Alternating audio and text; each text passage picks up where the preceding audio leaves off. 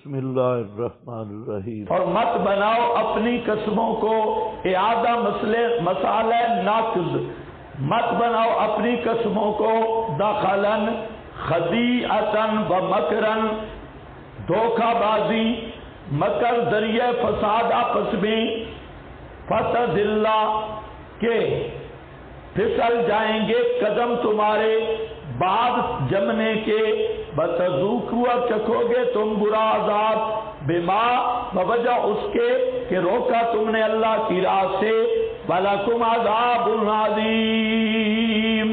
تو آیت بتا رہی ہے کہ اللہ کے عہود اور قسموں کو پورا کرنا چاہیے، دھوکے کا ذریعہ نہ بناؤ، قسموں کو توڑو مت، بلا تشتروا بعہد اللہ، اور نہ بیچو اللہ کا عہد ثمناً قلیلا، تھوڑے مول کے بدلے، یعنی حقیر دنیا کی خاطر،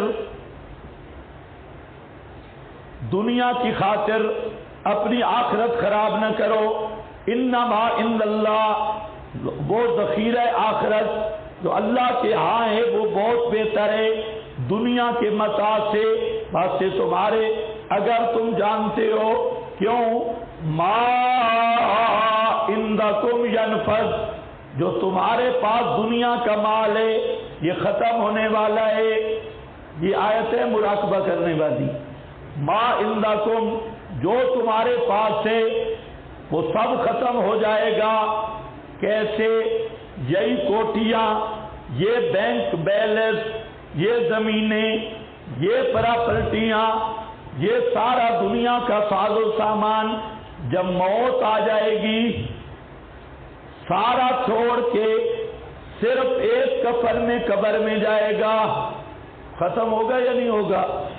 پراپرٹیاں پیچھے پڑی رہیں گی، کوٹیاں پیچھے رہ جائیں گی، اور جن رشتہ داروں کے لیے فراڈ کیے تھے، کوٹیاں بنگلے بنائے تھے، پیسے روپے جمع کیے تھے، وہ تجھے اٹھا کے قبر پر مٹی ڈال کے واپس آ جائیں گے، تیری کوٹیاں کس کھاتے کی؟ یہ آدمی بھی سوچتا، یہ 100 برس کا سامان تیار کیے بیٹھا ہے، اس مال کی حفاظت کر رہا ہے، سنبھال کے رکھ رہا ہے، اور یہ نہیں پتا کہ یہ اپنے لیے نہیں، اس کا وہ ہے جو اس نے کھا لیا پہن لیا بس، اور باقی مال کا یہ چوکیدار ہے، مال دوسروں کا ہے، جوتے اس کو پڑیں گے، حرام دوسروں کے لیے کھایا، یہ بڑے بڑے نوکریاں والے، اس لیے دنیا یہ عارضی چیز ہے، جگہ جی لگانے کی دنیا نہیں ہے، یہ عبرت کی جگہ ہے، تماشا نہیں ہے، یہ سبق کی جگہ ہے، تماشا نہیں ہے، اس لیے اس کو ذرا سمجھو۔ حضرت ابو موسیٰ اشعری فرماتی ہیں ان رسول اللہ صلی اللہ علیہ وسلم قال من احب دنیا، جس نے دنیا سے محبت کی اس نے اپنی آخرت خراب کر دی، دنیا کی محبت کی آخرت خراب کر بیٹھا، ومن احب آخرتہ اضر بدنیا ہو، جس نے آخرت سے محبت کی اس نے دنیا کا نقصان کیا، فآثروا ما جبکا، تو اس کو پسند کرو، اس کو ترجیح دو جو باقی رہنے والی ہے، یفنا پر، فنا ہونے والی چیز پر۔ آدمی اتنا نہیں سوچ سکتا یہ مسئلہ آسان ہے یا مشکل ہے، یہ سب سے بڑا مشکل مسئلہ ہے۔ آخرت کی قدر، قیمت کا دل میں آنا اور دنیا کی محبت کا دل سے نکلنا، یہ اتنا بڑا مسئلہ ہے کہ یہ مولویوں کو بھی سمجھ نہیں آئے، زبان پہ دل میں نہیں، دنیا کی محبت۔ ما عندکم ینفد، جو تمہارے پاس ہے ختم ہونے والا ہے، موت سے یا زوال سے، اپنے آنکھوں سے بڑے بڑے چودھری خان مرتے دیکھے، اور جب دنیا سے چلے تو ایک کفن میں قبر میں دفن ہوئے، ساری کوٹھریاں رہ گئیں، زمینیں رہ گئیں، مال رہ گیا، اور یہ بھی نہیں پتا کہ آنے والا سانس بھی نصیب ہوگا یا نہیں۔ لیکن پھر بھی اس نے 100 سال کا منصوبہ رکھا ہوا ہے، پیسے جوڑ جوڑ کے بینک بھرے ہیں، پراپرٹیاں بھری ہیں۔ ایک مولوی صاحب خطیب ہے، وہ تقریر سے جب فارغ ہوتا ہے پیسے اکٹھے کر کے سونا خریدتا ہے، اس کے پاس سونے کی اینٹیں موجود ہیں، آپ کا خطیب ہے، ساری اینٹیں رکھی ہوئی ہیں، اور روٹی گھر کھانے کی توفیق نہیں۔ گھر جس دن تقریر نہ ہو کسی کو فون کرتا ہے، یار روٹی کھانی ہے آ جاؤں۔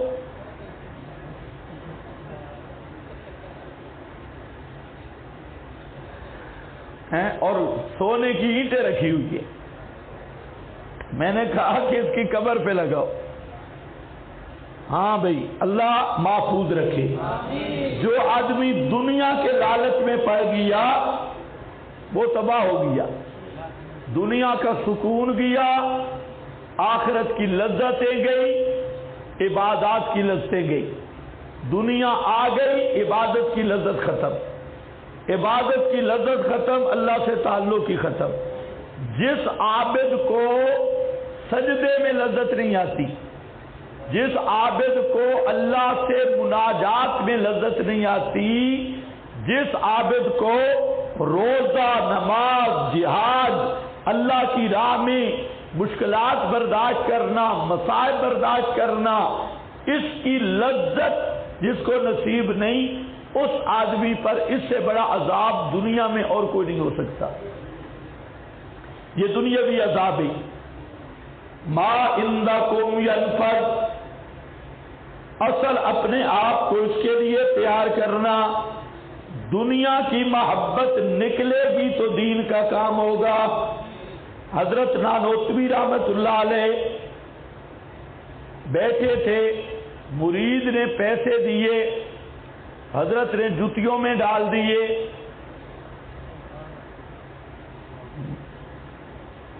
شاگرد آیا، پوچھا حضرت یہ کیا ہے؟ فرمایا یہ دنیا کا حق پورا کر رہا ہوں۔ دنیا ایسی لونڈی ہے، اس کو جتنا بھگاؤ، جتنا ذلیل کرو اتنا پیچھے آتی ہے، اور جتنا اس کے پیچھے دوڑو جی اتنا آگے بھاگتی ہے۔ ما عندکم ینفد، من کان للہ، اللہ کے بن جاؤ، کان اللہ لہو، لذت کھانے پینے کی نہیں، لذت اللہ کی توحید کی ہے، اللہ کے قرآن کی ہے۔ ما عندکم ینفد وما عند اللہ باق، اور جو اللہ کے پاس ہے وہ باقی ہے۔ ہم ضرور ضرور بدلہ دیں گے ان کو، صبروا، جنہوں نے صبر کیا انہماک کے دنیا سے، دنیا میں منہمک ہونے سے صبر کر کے رہے۔ دل تو ان کا بھی کرتا تھا کہ انجوائے کر کے آئیں، لیکن یہ رکے رہے۔ صبروا، اجرہم، مستقل رہے دین پر، دنیا کی طرف راغب نہیں ہوئے، تو اللہ پھر دنیا دے دیتا ہے، کمی نہیں دیتا۔ اجرہم بِأَحْسَنِ مَا كَانُوا يَعْمَلُونَ، حق الخدمت ان کا، ساتھ بہتر اس کے کیسے عمل کرتے۔ من عمل صالحا، یہ وفائے عہد کی کیا تخصیص ہے؟ قسمیں پوری کرو، عہد پورے کرو، اپنے عہد، ڈیوٹیاں، جو ڈیوٹی لگی ہے وہ آپ پوری کریں۔ اگر مدرس ہیں یہ بھی آپ کا عہد ہے، پورا وقت دیں۔ اگر آپ کی کوئی ذمہ داری لگی ہے پوری ذمہ داری نبھائیں۔ مخلوق سے عہد ہے یا اللہ سے عہد ہے، ان کو پورا کرنا ہے۔ وَمَنْ عَمِلَ صَالِحًا، اور جو کوئی کرے گا عمل صالح، ذکر او انثی، مساوات قانونی، مذکر یا مؤنث، وَهُوَ مُؤْمِنٌ، اس حال میں کہ وہ مومن و حال قید اور شرط ہوتی ہے، بشرطے کہ مومن ہو، تو البتہ زندگی دیں گے ہم اس کو حیاتاً طیبہ، بہار والی زندگی، حیاتاً طیبہ۔ من عمل صالحا، جو کرے گا نیک عمل، ھذا وعد من اللہ، یہ اللہ تعالیٰ کا وعدہ ہے، لمن عمل صالحا، اس آدمی کے لیے جو عمل صالح کرے۔ عمل صالح کیا ہے؟ هو العمل المطابع لکتاب اللہ تعالی وسنت نبیہ، کون سا عمل جو قرآن و سنت کے مطابق ہو، من ذکر او انثی، من بنی آدم، مذکر مؤنث ہو، سب برابر ہیں ضابطہ میں، وقلبہ مؤمن باللہ، اس حال میں کہ اس کا دل اللہ کے ساتھ یقین رکھتا ہو، ان ھذا العمل المامور به مشروع من عند اللہ بأن یحییہ اللہ، اللہ اس کو زندہ کرے گا حیاتاً طیبہ، بہار والی زندگی، اور آخرت میں اس کو سونا اجر عطا کرے گا، خیستہ اجر عطا کرے گا۔ یہ تو عمل صالح وہ ہے جو کتاب و سنت کے مطابق اخلاص کے ساتھ ہو، لیکن عمل کے لیے شرط ایمان ہے، مشرک کا عمل قابل قبول نہیں۔ ہوا مومن، یہاں آج انگریزی معاشرے کا ایک عنوان ہے حقوق نسواں، اور بہت ساری ٹیمیں کام کر رہی ہیں کہ مرد عورت زندگی کے گاڑی کے دو پہیے ہیں، لہذا ان کے حقوق برابر ہونے چاہیے۔ اسلام نے یہ ظلم کیا ان کے بقول کہ اسلام نے عورت کے حقوق کم رکھے ہیں، مرد کے زیادہ رکھے ہیں۔ آج کل شیری رحمان جیسی فنڈر اور اس طرح کے بڑے بڑے کرتوت اور پاپ یہ ان تنظیموں کی نمائندگی کر رہی ہے۔ اس لیے دو باتیں ذہن میں رکھو، ایک بات ہے کہ طبی تفاوت، طبیعت کا تفاوت، اللہ نے عورت اور مرد کی طبیعت میں فرق رکھا ہے، خواہشات میں فرق رکھا ہے، ساخت میں، وجود میں فرق رکھا ہے۔ تو جو دنیاوی حقوق ہیں ان کا تعلق ہے طبی تفاوت کے ساتھ، تو جب طبی فرق ہے تو ان کا ہونا لازمی امر ہے۔ اور جو آخرت کا معاملہ ہے، ثواب کا معاملہ ہے، تو اللہ تعالیٰ نے مرد اور عورت کا قانون برابر رکھا ہے۔ جہاں پر مذکر مؤنث اس کے لیے شرط ایمان ہے، باقی قانون مساوات ہے، مرد نیکی کرے اس کو بھی ثواب ہوگا، عورت نیکی کرے اس کو بھی ثواب، وہاں آدھا آدھا نہیں ہوگا، پورا پورا ہوگا، ثواب پورا پورا ہوگا۔ اور جو دنیا میں احکام کا فرق ہے یہ کس پر ہے؟ طبی تفاوت پر۔ اس بات کو اچھی طرح سمجھو، آج کل یہ میڈیا والے اور یہ جو حقوق نسواں، آزادی ہم لے کے رہیں گے، آزادی، یہ مرتدین، تو ہم ان کو کہتے ہیں کہ جب طبعاً فرق ہے تو حقوق میں بھی فرق ہوگا، لازمی بات ہے۔ اور اگر تسویہ ہی تم کرتے ہو تو پھر کر کے دکھاؤ، ایک سال بچہ زنانی جنے اور دوسرے سال پینٹ پتلون والا، تم خود کیوں نہیں برابری کرتے بھائی؟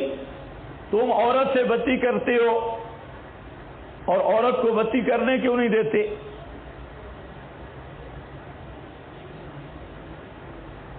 تمہیں سمجھ کچھ بھی نہیں ہے بھائی. یہ کلین شیپ یہ جو برابر ہونا چاہتا ہے تو پھر ہم بستری میں بھی برابری ہو, اعضاء میں بھی برابری ہو, بچہ جننے میں بھی برابری ہو, حیض نفاس میں بھی برابری ہو. ایک مہینہ میں لیڈی کو 10 دن حیض آئے, دوسرے مہینہ میں پینٹ والے بزرگ کو کہے بھائی نماز پڑھ, پینٹ پہ ہاتھ رکھے, نہیں نہیں میں ذرا ایام میں ہوں.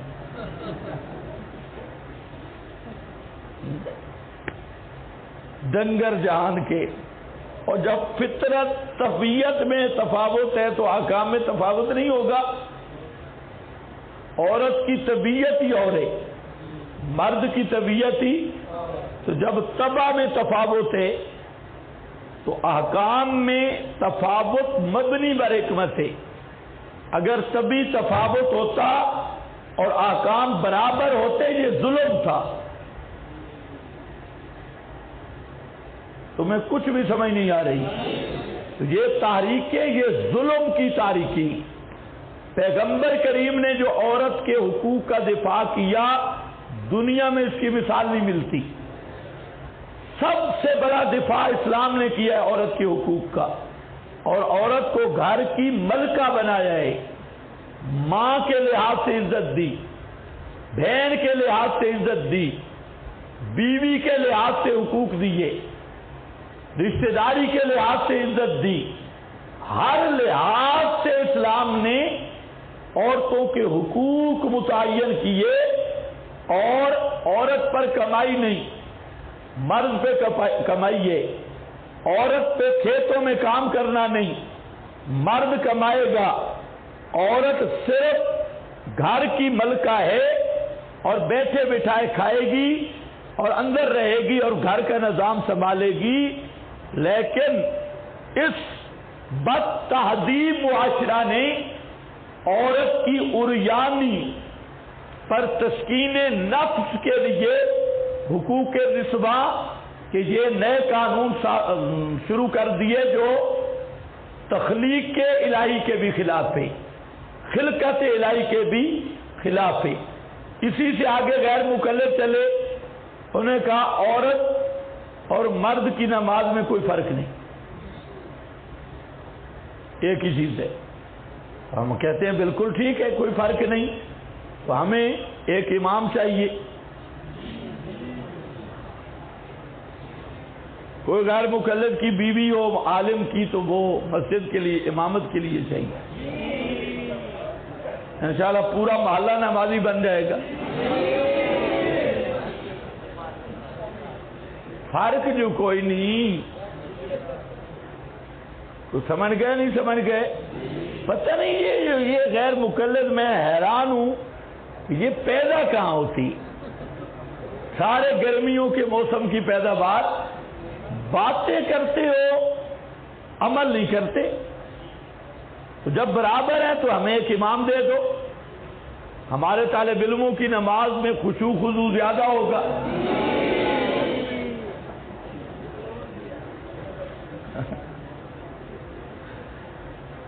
کہتے عورتوں کو مسجدوں سے نہ روکو, تو روک کے تو بیٹھے ہو.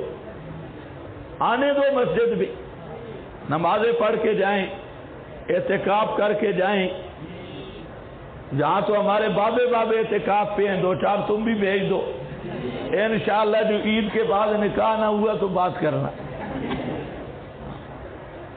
ہاں بھائی, تو فرق نہیں ہے. نماز کے مسائل میں فرق نہیں. اچھا نماز کے مسائل میں فرق نہیں. غیر مقلد مولوی کو کہو 10 دن حیض تجھے آنا چاہیے, وہ نہیں پڑھتی, تو نہ پڑھ 1 مہینہ, برابر ہے. امامت میں برابر نہیں, حیض میں برابر نہیں. دوپٹہ عورت کرے گی, مرد نہیں کرے گا, برابر نہیں. عورت لقمہ نہیں دے گی،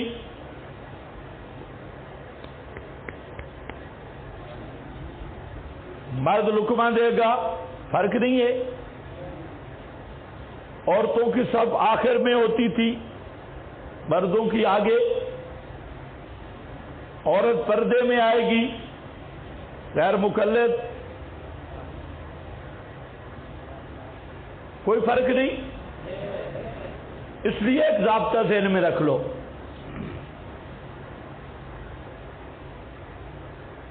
اصل اصول ہے، اصول یہ ہے کہ عورت کی نماز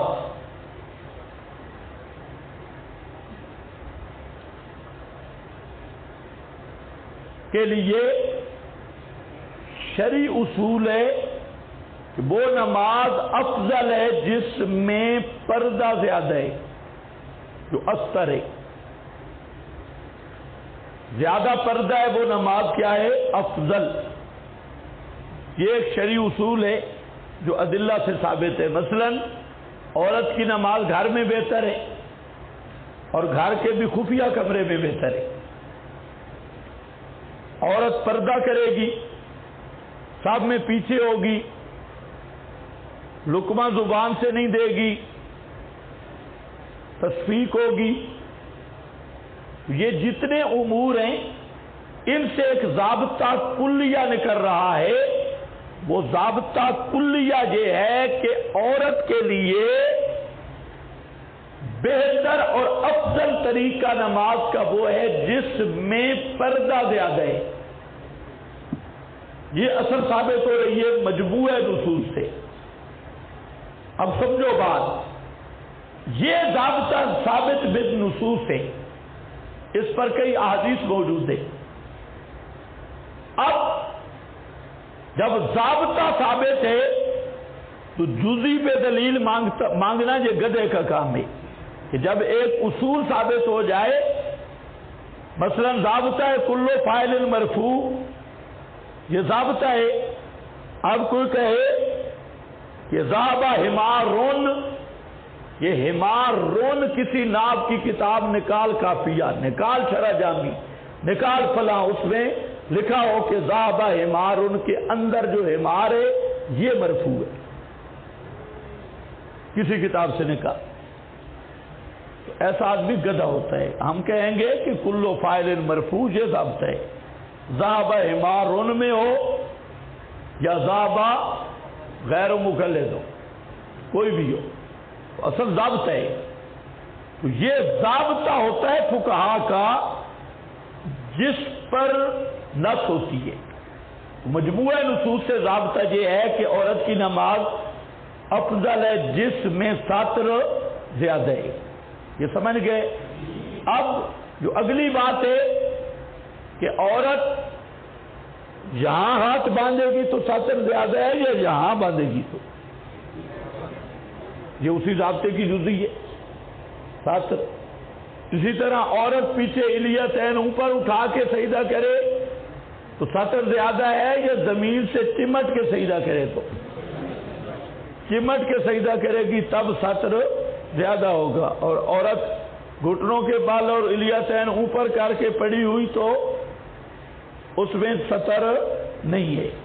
اسی طرح بازوؤں کو کھلا رکھے تو سطر زیادہ ہوگا یا ملا کے رکھے تو؟ یہ سب اس ضابطے کی جزیات ہے۔ خیر فرق دیکھا ہوتا، ہم کہتے فرق تم بھی کرتے ہو فرق۔ یہ ضابطہ نصوص سے ثابت ہے، اگر فرق نہیں ہے تو پھر غیر مقلد بڑا گندا ہو کے پھنسے گا۔ تو جو چیز نص سے ایک ضابطہ آگے اس کی جزیات ہے، تو فقہا نے یہ بھی لکھا ہے یہ آداب ہے، آداب اور فضائل کے باب سے ہے، اور استنباط ہے اسی اصل سے۔ کوئی ہم نے اس کو فرض تو نہیں کہا کہ نص قطعی کا مطالبہ ہو رہا ہے اور اس پہ مناظرے ہو رہے ہیں، مرد عورت کی نماز کا فرق نہیں، حنفیوں نے فرق کیا تو فرق تو تم نے بھی کیا، ورنہ تو امام ہمیں دے دو۔ مولوی صاحب کہہ رہے ہیں امام چاہیے، اللہ آپ کو دے گا۔ ہاں بھائی دیکھو، من عملا ثواب کا قانون آ رہا ہے، من عملا صالحا من ذکر او انثی وہو مؤمن، یہ ریونڈیوں کو بتا دینا کہ عمل صالح کی شرط ایمان ہے، ایمان کے بغیر عمل صالح نہیں۔ تم مشرک بتی کو مسجد میں پکڑ کے لے آتے ہو، ساری زندگی عقیدہ ڈنگر کا کوئی نہیں، نمازیں پڑھ رہا ہے، اشراق ابابیل، یہ ایسے ایکسرسائز ہے، ہم زندہ کریں گے، زندگی دیں گے اس کو حیا پاکیزہ با لطف زندگی، اصل لطف والی زندگی وہی ہے جو عمل صالح والی زندگی ہے، حلال والی زندگی ہے، جو فسق و فجور کی زندگی، جو اللہ کی بغاوت اور نافرمانی والی زندگی ہے، اس زندگی میں سکون نہیں ہے۔ سکون ہے عمل صالح اور ایمان والی زندگی میں، یہی اطمینان، یہی سکون، اسی کو حیات طیبہ کہا گیا، یہی بہار والی زندگی۔ آگے اقوال لکھے ہیں لیکن اصل بات یہی ہے جو میں نے کر دی۔ بعض نے کہا ہے کہ الرزق الحلال، اللہ رزق حلال دے گا۔ ابن عباس، سعید ابن جبیر، یہ بھی حیات طیبہ کا ایک فرد ہے۔ دوسرا القناعت، قناعت میں بتا چکا ہوں، اس کو حسن بصری نے کہا، زید بن باب بن منبے، اکرمہ عن ابن عباس، حضرت علی نے بھی فرمایا، یہ بھی ایک تعبیر ہے۔ دل سیر ہو گیا یعنی سکون اور اطمینان، اللہ کی قضا پہ راضی ہو گیا۔ تیسرا توفیق طاعات کی، جب ایک نیکی کرے گا تو نیکی نیکی کو کھینچتی ہے، ایک نیکی کرے گا اور کی طرف کھنچ جائے گا، اور طاعت کی توفیق ملتی رہے گی۔ کالا مانا الضحاک من عمل صالحا فہو مؤمن فی فاقۃ ومیسرۃ فحیاتہ طیبہ ومن اعرض عن ذکر اللہ ولم یؤمن بربہ ولا عمل صالحا فمعیشتہ ضنکا لا خیر فیہا، اس کی زندگی کی گزران تنگ ہوگی۔ ہمارے ساتھ ایک ساتھی پڑھتا تھا، وہ دنیا میں مشغول ہو گیا دورہ حدیث کرنے کے بعد، تقریباً 15 سال دنیا میں رہا، 15 سال کے بعد آیا اور رو رہا تھا، کہتا ہے 15 سال میں نے اربوں روپے کمائے، پیسے بہت تھے لیکن سکون بالکل نہیں، ایسے لگتا ہے کہ کوئی چیز گم ہو گئی، بالکل بے سکونی ہے۔ اس لیے میں اب چاہتا ہوں کوئی مسجد ملے، کچھ جگہ ملے تو میں قاعدہ پڑھانا شروع کروں۔ اصل زندگی سکون والی، دین والی زندگی ہے۔ اس لیے یہ جو اربوں خربوں والے ہیں، ان کے اگر آپ حالات معلوم کریں، رات کو 3 گولیاں کھا کے انہیں بستر پہ نیند آتی ہے اور سکون بالکل نہیں، بے سکونی زندگی، ایئر کنڈیشنوں میں نیند نہیں، صوفوں پہ نیند نہیں۔ اور ہمارے طالب علم ماشاءاللہ سبق میں بیٹھے ہوں تب بھی ایسا سکون ہے، لا خیر فیہا۔ مجاہد کے تادہ ابن زید کہتے ہیں جنت، حسن کہتے ہیں لا تطیب الحیاء لآدم الا فی الجنہ، پورے سکون جنت میں ملیں گے۔ قیل ہی السعادہ، سعادت والی زندگی، اور ہیا حلاوت الطاعت، زبردست یہ حیات طیبہ، یہ عبادت کا چسکا ہے، عبادت کی مٹھاس ہے۔ ایک ہے عبادت بوجھ سمجھ کے کرنا، ایک ہے ذوق عبادت کا، عبادت کرے تے مزہ آئے۔ حلاوت الایمان، ایمان کی حلاوت یہ ہے، لیکن وہ تب ہوگا عقیدے میں پکا ہو۔ حدیث میں من احب للہ وابغض للہ وآطى للہ ومنع للہ فقد استکمل الایمان فقد وجد حلاوت الایمان۔ وقال سال فرماتے ہیں ہیا ان ینزع عن العبد تدبیرہ فیرد تدبیرہ الی الحق۔ قال جعفر ہی المعرفۃ باللہ وصدق المقام، یہ اللہ کی پہچان ہے، حیات طیبہ اور اللہ کے سامنے کھڑے ہونے کا یہ خیال مشاہدہ کی حد تک یہ دھیان پیدا ہو جائے کہ میں اللہ کے سامنے کھڑا ہوں گا۔ وقیل الاستغناء عن الخلق والافتقار الی الحق، قیل الرضا بالقضاء، مخلوق سے کٹ جانا، اللہ کے دروازے پہ پکا پڑ جانا، یہ ہے حیات طیبہ، اللہ کا مانگت بن جانا اور اللہ کی قضا پہ راضی رہنا، یہ ہے حیات طیبہ۔ حیاتن طیبتن والا نجزینہم حالت اخرویہ، اور ہم ضرور بھی ضرور بدلہ دیں گے، اجر دیں گے ان کو بے احسن ما کانوا یعملون، احسن وہ جو تھے عمل کرتے، سونا بدلہ